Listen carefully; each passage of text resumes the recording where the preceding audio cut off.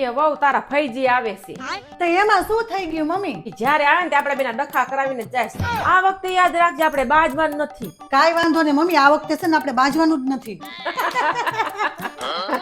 ભાભી તમે ગમે એ કયો પણ તમારી હાહુ વહુની જોડી કમાલ હો. હા બેન, મારી વહુ લાખોમાં એક છે. હું લાખોમાં એક છું તો મારા હાહુ કરોડોમાં એક છે.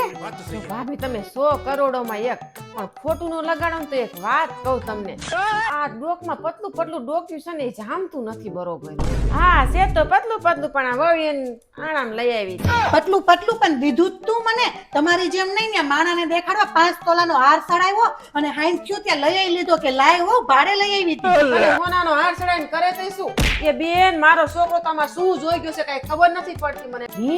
પણ મને નથી ખબર કે આ ઘરમાં ભૂખ મરો છે એમ. કરાવી નાખો ને હાહુ ને ડખો. નહીં કરે મારાથી બચી ન શકે. હા